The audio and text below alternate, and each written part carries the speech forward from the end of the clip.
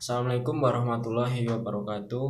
Perkenalkan, kami dari kelompok 3, tugas dari mata kuliah Bank dan Lembaga Keuangan. Dosen pengampu yang kami hormati Ibu Anandita Zulia Putri, SE MACC. Di sini kami kelompok 3 ingin membahas materi mengenai ruang lingkup lembaga keuangan bank. Baik, selanjutnya di sini kita kelompok 3 terdiri atas saya sendiri, Muhammad Fuad Kusaini, NPM 40, dan saudari Sarlintan Mutiara Faiza, NPM 64, dan saudari Amelia Sakinah Al-Askiyah, NPM 67, dan saudari Oriza Putri Karisma, NPM 68.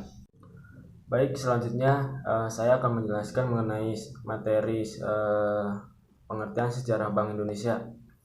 Tepatnya pada tahun 1953, Bank Indonesia dibentuk dengan menggantikan fungsi dari peran The Javastate Bank. Sebagai bank sentral, Bank Indonesia saat itu memiliki 3 fungsi.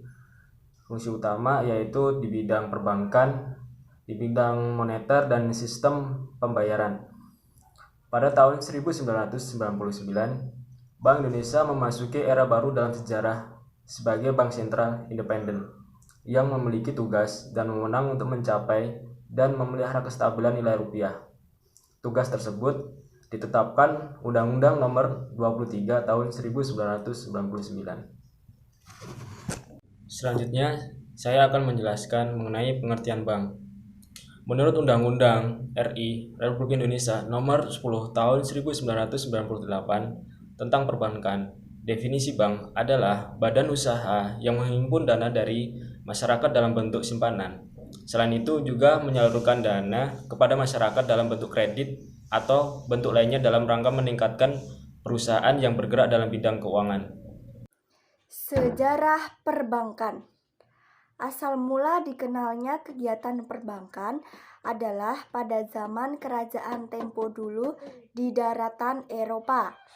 Sejarah dikenalnya kegiatan perbankan dimulai dari jasa penukaran uang.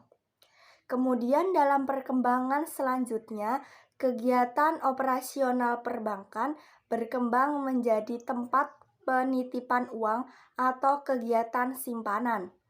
Jasa bank lainnya menyusul sesuai dengan perkembangan zaman kebutuhan masyarakat yang semakin beragam. Pengertian perbankan. Perbankan adalah industri yang menangani uang tunai, kredit, dan transaksi keuangan lainnya. Perbankan didefinisikan sebagai kegiatan bisnis dalam menerima dan menjaga uang yang dimiliki oleh individu dan entitas lain, kemudian meminjamkan uang ini untuk melakukan kegiatan ekonomi seperti menghasilkan untung dari bunga yang diberikan oleh bank. Tujuan utama masyarakat menyimpan uangnya di bank ada 3. Yang pertama, untuk keamanan uangnya. Menabung di bank memiliki banyak keuntungan yang diperoleh masyarakat. Di antaranya aman dan terjamin. Aman karena uangnya disimpan oleh bank dan tidak mudah dicuri dan tercecer. Terjamin, tabungan dijamin oleh lembaga penjamin simpanan atau LPS sesuai dengan ketentuan yang berlaku. Yang kedua, untuk investasi dengan harapan mendapatkan bunga. Simpanan uang yang kamu tabung bisa bertambah sesuai dengan ketentuan bank yang kamu pilih. Penambahan ini bisa berupa bunga sesuai dengan suku bunga yang berlaku dan saldo tabunganmu. Jadi, makin banyak tabunganmu, makin banyak pula bunga yang akan kamu peroleh. Yang ketiga, untuk memudahkan melakukan transaksi pembayaran.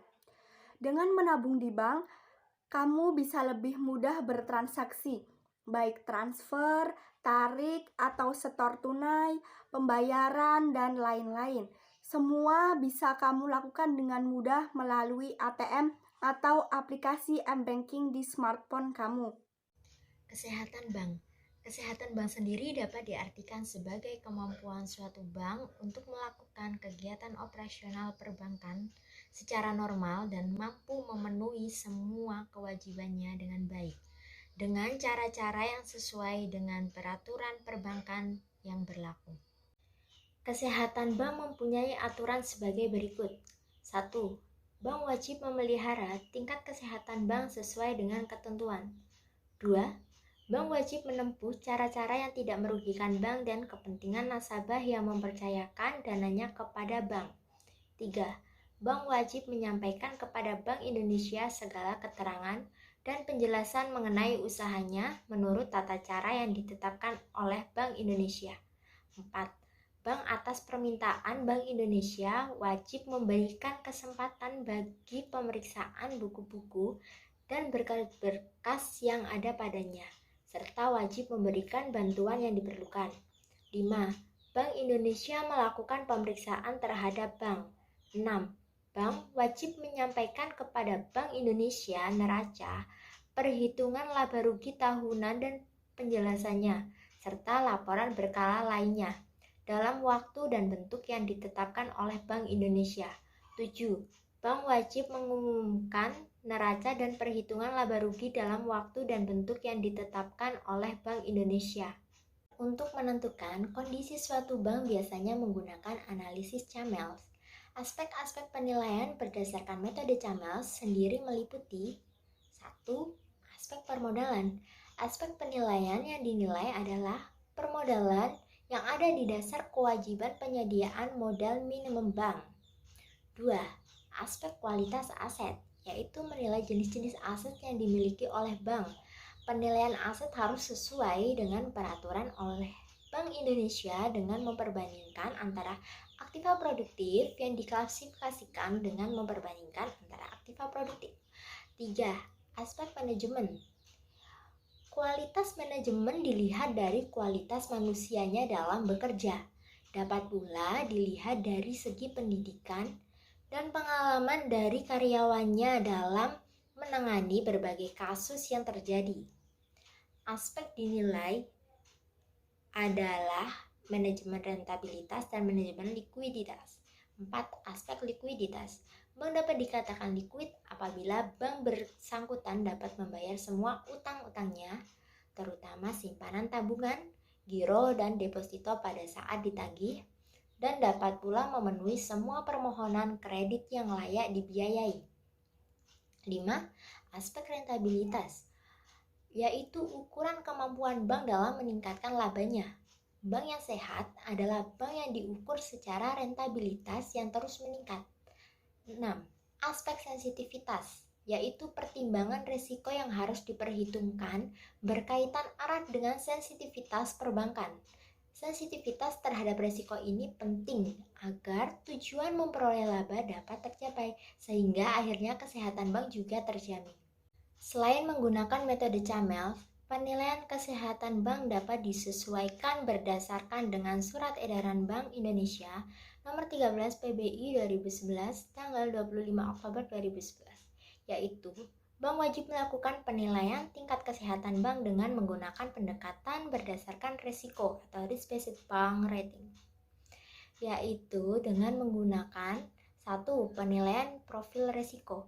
Penilaian profil risiko ialah penilaian terhadap risiko inheren dan kualitas penerapan manajemen risiko dalam operasional bank yang dilakukan terhadap 8 risiko, yaitu risiko kredit, risiko pasar, risiko operasional, risiko likuiditas, risiko hukum, risiko strategik, risiko kepatuhan, dan risiko reputasi. Risiko inheren untuk masing-masing jenis risiko dikategorikan ke dalam 5 peringkat, yaitu 1. Low, 2. Low to moderate, 3. Moderate, 4. Moderate to high, 5. High. Kedua, penilaian Good Corporation Governance atau GCG, yaitu kualitas manajemen bank atas pelaksanaan prinsip-prinsip GCG. Ketiga, penilaian rentabilitas. Penilaian faktor rentabilitas bank meliputi evaluasi terhadap kinerja rentabilitas, sumber-sumber rentabilitas, kesinambungan atau sustainability, rentabilitas dan manajemen rentabilitas. 4.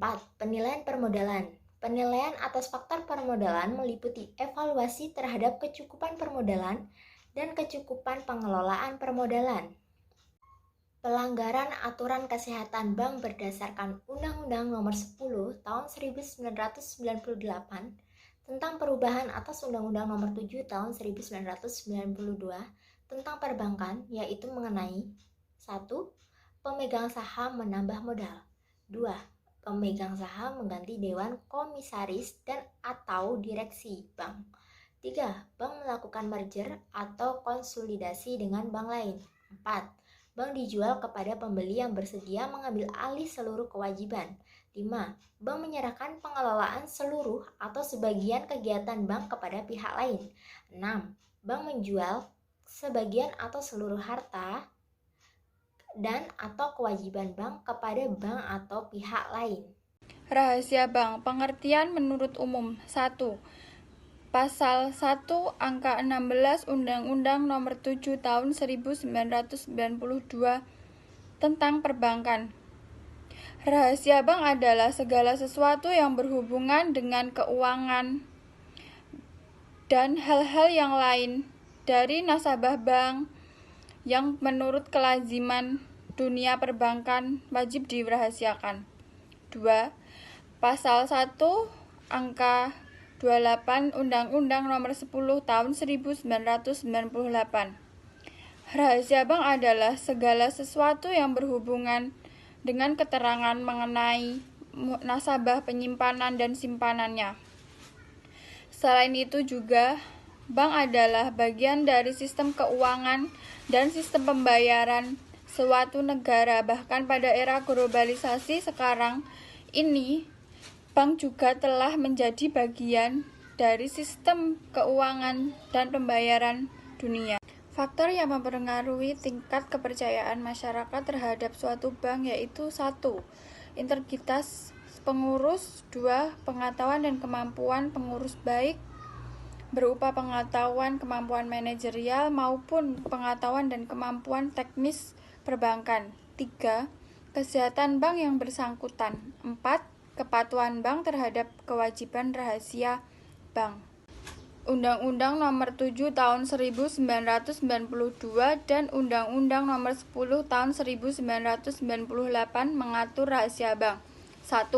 Rahasia bank adalah segala sesuatu yang berhubungan dengan keterangan mengenai nasabah penyimpanan dan simpanannya. 2. Bank wajib merahasiakan keterangan mengenai nasabah penyimpanan dan simpanannya. 3. Ketentuan tersebut berlaku pula bagi pihak terafiliasi. 4.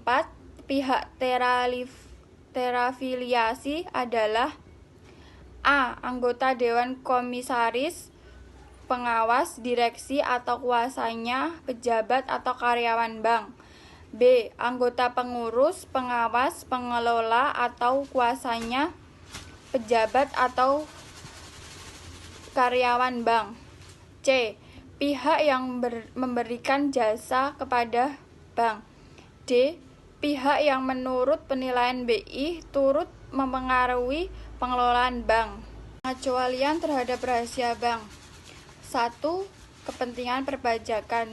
2. Penyelesaian piutang bank yang diserahkan ke BUPLN atau PUPN.